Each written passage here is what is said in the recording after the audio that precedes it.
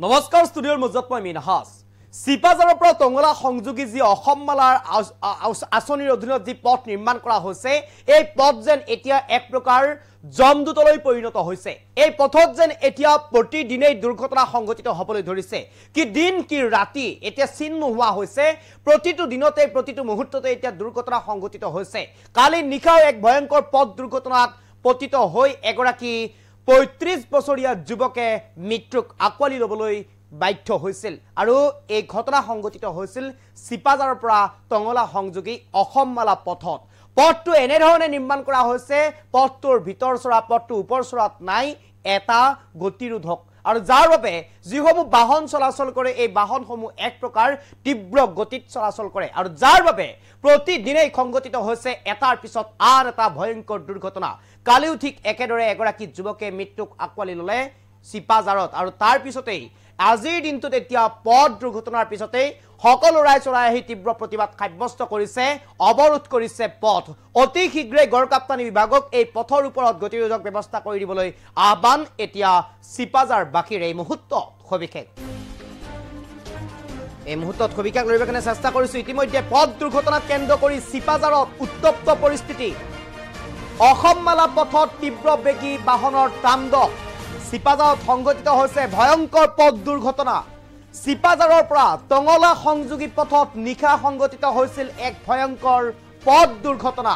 সিপাজাৰৰ পৰা টংগলা সংযোগী পথত সংঘটিত হৈছিল ভয়ংকৰ পথ দুৰ্ঘটনা আৰু এই পথ দুৰ্ঘটনাত মৃত্যু হৈছিল সিপাজাৰ অঞ্চলৰ তুৰাই গাঁৱৰ ৰেকিবউদ্দিন আহমেদ নামৰ এজন যুৱকৰ এক ভয়ংকৰ পথ দুৰ্ঘটনা বুলি ক'ব লাগিব ৩৫ বছৰীয়া ৰেকিবউদ্দিন আহমেদে অকালতে মৃত্যুক আকোৱালি ল'ব লগা হৈছিল আৰু যুৱকজনৰ মৃত্যুক কেন্দ্ৰ কৰি ৰাইজে এতিয়া অৱৰোধ কৰিছে সিপাজাৰ টংগলা সংযোগী পথছোৱা অসমমালা পথত বাহ বান্ধি প্ৰতিবাদ সাব্যস্ত কৰিছে এতিয়া ৰাইজে এই মুহূৰ্তত আটাইতকৈ গুৰুত্বপূৰ্ণ খবৰ অসমমালা পথত এতিয়া নাই কোনো গতিৰোধক ব্যৱস্থা পথত গতিৰোধক নথকাৰ বাবে সংঘটিত হৈছিল ভয়ংকৰ পথ দুৰ্ঘটনা আৰু পথত অতি শীঘ্ৰেই গতিৰোধক দিয়াৰ দাবীৰে ৰাইজে প্ৰতিবাদ সাব্যস্ত কৰা পৰিলক্ষিত হৈছে এই মুহূৰ্তত সবিশেষ লৰিবৰ কাৰণে চেষ্টা কৰিছো আমাৰ হাতত দৃশ্যাংশ আছে দেখুৱাৰ কাৰণে চেষ্টা কৰিম সমগ্ৰ ঘটনা সন্দৰ্ভত উচ্চ পৰ্যায়ৰ তদন্তৰ দাবী জনালে এতিয়া সিপাজাৰৰ বাকীয়ে এই মুহূৰ্তত আমি দৃশ্যাংশ দেখুৱাইছো এয়া হৈছে সিপাজাৰৰ নিচে কাষৰ তুৰাই গাঁও আৰু তুৰাই গাঁৱৰ কাষতে এয়া জয়পাল ঐতিহাসিক জয়পাল পুখুৰীৰ কাষত এনেদৰে এতিয়া তীব্ৰ প্ৰতিবাদ সাব্যস্ত কৰিছে সেই অঞ্চলৰ পুৰুষ মহিলা একত্ৰিতভাৱে ওলাই আহিছে ৰাজপথলৈ আৰু একত্ৰিতভাৱে ৰাজপথলৈ ওলাই আহি এনেদৰে তীব্ৰ প্ৰতিবাদ সাব্যস্ত কৰা পৰিলক্ষিত হৈছে বাহ বান্ধি তীব্ৰ প্ৰতিবাদ সাব্যস্ত কৰিছে ইতিমধ্যে এই পথছোৱা এনেদৰে নিৰ্মাণ কৰা হৈছে এই পথছোৱাত নাই কোনো এটা গতিৰোধক ব্যৱস্থা যাৰ বাবে বাহনসমূহ দিন ৰাতি ২৪ ঘণ্টা তীব্ৰ বেগত চলে আৰু এই তীব্ৰ বেগত বাহন চলাৰ বাবে সংঘটিত হয় এটাৰ পিছত আন এটা ভয়ংকৰ পথ দুৰ্ঘটনা গতিৰোধক ব্যৱস্থা গড়কাপ্তানি বিভাগৰ ফালৰ পৰা নকৰাৰ বাবে এনেধৰণে এটাকৈ ভয়ংকৰ পথ দুৰ্ঘটনা সংঘটিত হৈছে সিপাজাৰৰ অঞ্চলত যেন এতিয়া এক প্ৰকাৰ মৃত্যুদূতলৈ পৰিণত হৈছে সিপাজাৰ টংগলা সংযোগী এই পথছোৱা আৰু যাৰ বাবে এনেদৰে এতিয়া সেই অঞ্চলৰ পুৰুষ মহিলা যুৱক সকলো ওলাই আহি এনেদৰে পথ অৱৰোধ কৰিছে বাহ বান্ধি তীব্ৰ প্ৰতিবাদ সাব্যস্ত কৰিছে অতি শীঘ্ৰেই বিভাগীয় কৰ্তৃপক্ষক এই পথছোৱাত গতিৰোধক ব্যৱস্থা কৰি দিবলৈ আহ্বান জনাইছে এতিয়া অঞ্চলবাসীয়ে এই মুহূৰ্তত আমি সেই দৃশ্যাংশ দেখুৱাৰ কাৰণে চেষ্টা কৰিছো যদি সম্ভৱ হয় সম্পূৰ্ণ প্লেটৰ সহায়ত সম্পূৰ্ণ স্ক্ৰীনৰ সহায়ত আমি দেখুৱাৰ কাৰণে চেষ্টা কৰিম ভয়ংকৰ পথ দুৰ্ঘটনা সংঘটিত হৈছে কালি নিশা ৰেকিবউদ্দিন আহমেদ নামৰ এগৰাকী ৩৫ বছৰীয়া যুৱকে মৃত্যুক আকোৱালি ল'বলগীয়া হৈছিল এই ভয়ংকৰ পথ দুৰ্ঘটনাত আৰু এনেদৰে আজি ৰাতিপুৱাৰ ভাগতে তীব্ৰ প্ৰতিবাদ সাব্যস্ত কৰিছে এনেদৰে পুৰুষ মহিলা যুৱক সকলো ওলাই আহি বাহ বান্ধি তীব্ৰ প্ৰতিবাদ সাব্যস্ত কৰিছে বাহনসমূহ উভতাই পঠাইছে আৰু বিভাগীয় কৰ্তৃপক্ষৰ উপস্থিতি তাত বিচাৰিছিল আৰু বাহ বান্ধি এনেদৰে তীব্ৰ প্ৰতিবাদ সাব্যস্ত কৰি বিভাগীয় কৰ্তৃপক্ষক সকিয়নি দিছে পথ অৱৰোধ কৰিছে কৈছে অতি শীঘ্ৰেই যদিহে গতিৰোধক ব্যৱস্থা নকৰে তেনেহ'লে আৰু ইয়াতকৈ আৰু অধিক জংগী আন্দোলন গঢ়ি তোলাৰ হুংকাৰ প্ৰদান কৰিছে এতিয়া গাঁওবাসীয়ে এই মুহূৰ্তত আমি পুনৰ সেই দৃশ্যাংশলৈ লৈ যাব বিচাৰিছো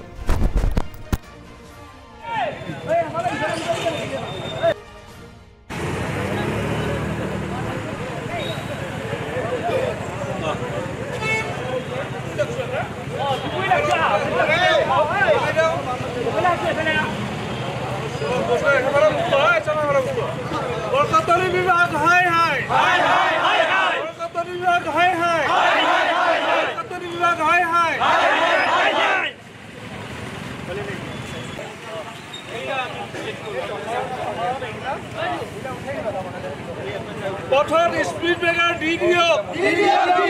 পথত স্পীড ব্ৰেকাৰ দি দিয়ক গতিৰোধক দি দিয়ক পথত গতিৰোধক দি দিয়ক গাড়ীৰ গতিৰোধ কমাই দিয়ক গাড়ীৰ গতিৰোধ কমাই দিয়ক কলকাতা বিভাগ হাই হাই কলকাতা বিভাগ হাই হাই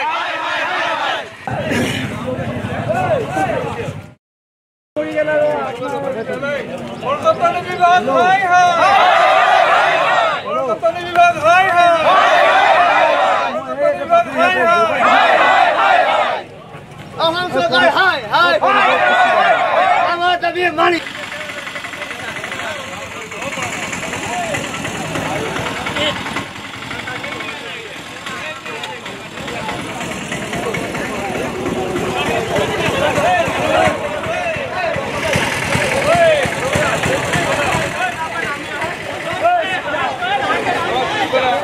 যোৱাকালি নিশা 8:30 বজাত আমাৰ গাঁৱৰে এজন উদীয়মান যুৱক ৰেকিবুদ্দিন আহমেদ তেখেত চিপাজাৰ দিশৰ পৰা বৰিচুগা অভিমুখে গৈ আছিলে আৰু বৰিচুগা দিশৰ পৰা চিপাজাৰ অভিমুখে গৈ থকা এখন তীব্ৰবেগী ডিআই বাহনে তেখেতক খুন্দিয়ায় তেখেতে ক'ব পাৰি থিতাতে নিহত হৈছে। আমি লগে লগে পাথৰীয়াত আৰক্ষী চকীৰ ভাৰপ্ৰাপ্ত বিষয়া তেখেতে আহি প্ৰথম পালে তেখেতৰ নিজৰ ব্যক্তিগত বাহনত এই বৰিচুগা প্ৰাথমিক চিকিৎসালয়লৈ লৈ গ'ল। তেওঁলোকে গুৱাহাটী ৰেফাৰ কৰিলেও যদিও গুৱাহাটীত যোৱাৰ পিছত তেখেতক মৃত ঘোষণা কৰে। আমি আজি ইয়াতে পথ অৱৰোধ কৰিছোঁ। 3 মাহৰ ভিতৰত ইয়াতে 6টা দুৰ্ঘটনা হ'ল আৰু 3জন ব্যক্তি নিহত হ'ল। তাৰপিছতো গড়গাঁওতানী বিভাগৰ আজিলৈকে কোনো কাণ সাৰ আমি দেখা নাই। আমি আগতেও দাবী কৰিছিলোঁ ইয়াতে স্পীড ব্ৰেকাৰৰ ব্যৱস্থা কৰক। আমি যে আজি এতিয়া বৰ্তমান যি স্থানত থিয় হৈ আছোঁ ইয়াৰ পৰা 30 মিটাৰ ভিতৰতে এখন প্ৰাথমিক বিদ্যালয় আছে। কণমন ল'ৰা ছোৱালী এইফালে দৌৰা-দৌৰি কৰি থাকে। তেওঁলোকক বাৰম্বাৰ কোৱাৰ পিছতো ইয়াতে স্পীড ব্ৰেকাৰৰ ব্যৱস্থা নকৰিলে। ঠিকাদাৰৰ বিভিন্ন গাফিলতি আমি দেখিছোঁ। আপোনালোকে দেখিছে আমাৰ পিছফালে এইখিনি ঠাই আগৰ যিটো ৰাস্তা আছিলে সেইখিনি আজি 3 মাহ হোৱা নাই এইটো ৰাস্তা মানে সম্পূৰ্ণ কৰা বুলি তেওঁলোকে ঘোষণা কৰিছে, কিন্তু ৰাস্তাটো ভাঙি গ'ল, গাঁত হৈ আছে। ইয়াৰ পৰা আপুনি পিছফালে গৈ দেখিব ৰাস্তাত প্ৰায় 30 মিটাৰ ৰাস্তা এতিয়াও পকীকৰণ কৰিব বাকী আছে। বিয়াখপাৰা যিখন হাইস্কুল আছিলে তাৰ সন্মুখত আপোনালোকেও দেখিছে 10-15 মিটাৰ জেগা এতিয়াও পকীকৰণ কৰিব বাকী আছে। সেইফালে ৰাস্তাটো 3 ইঞ্চি তলত আছে, এটা ছাইডত ৰাস্তাটো 3 ইঞ্চি ওখত আছে। বাইক যিকোনো মুহূৰ্ততে বাইক দুৰ্ঘটনা হ'ব। তেতিয়াও কিন্তু তেওঁলোকৰ কোনো অসুবিধা নাই। আমাৰ মাজত অকণমান তেজাল যুৱক এজনক ঘেৰাম, কাৰোবাৰ ল'ৰা কাৰোবাৰ স্বামী ঘেৰাব। গতিকে এই ৰেকিবুদ্দিন আহমেদ শেষ দুৰ্ঘটনা হওক। আমি আজি পথ অৱৰোধ কৰিলোঁ আৰু ইতিমধ্যে আমাৰ মাজত আমাৰ এজিচি বাইদেউ আহি উপস্থিত হৈছে। তেখেতে আমাক আশ্বাস দিছে যে এই বিষয়ত আমি উপযুক্ত ব্যৱস্থা আমি কৰিম আৰু ইয়াত স্পীড ব্ৰেকাৰ ব্যৱস্থা কৰিম বুলি তেখেতে আমাক আশ্বাস দিছে। আৰু আমাৰ দাবী থাকিল আমি 1 কোটি টকাৰ ক্ষতিপূৰণ আমি বিচাৰিছোঁ তেখেতৰ পৰিয়াললৈ। গতিকে তেখেতে এই বিষয়তো এটা আশ্বাস দিছে যে আমি আলোচনা কৰিম। তেখেত ৰেকিবুদ্দিন আহমেদ, তেখেতৰ আমাৰ বৰকলিয়াজাৰৰ। তেখেতে দিন হাজিৰা কৰি জীৱন নিৰ্বাহ কৰিছিল। যোৱাকালি 8:40 বজাত ৰাতি যোৱা নিশা তেখেতে ৰাস্তাৰ আহি থাকোঁতে এখন তীব্ৰবেগী ডিআই বাহনে তেখেতক মহতিয়াই লৈ যায়। তেখেতক পাথৰী বৰিচুগা অসামৰিক চিকিৎসালয়ত ভৰ্তি কৰোৱা হৈছিল আৰু তেখেতক মোটামুটি মৃত ঘোষণা কৰে। যোৱাকালি নিশা 8:30 বজাত আমাৰ গাঁৱৰে এজন উদীয়মান যুৱক ৰেকিবুদ্দিন আহমেদ তেখেত চিপাজাৰ দিশৰ পৰা বৰিচুগা অভিমুখে গৈ আছিলে আৰু বৰিচুগা দিশৰ পৰা চিপাজাৰ অভিমুখে গৈ থকা এখন তীব্ৰবেগী ডিআই বাহনে তেখেতক খুন্দিয়ায়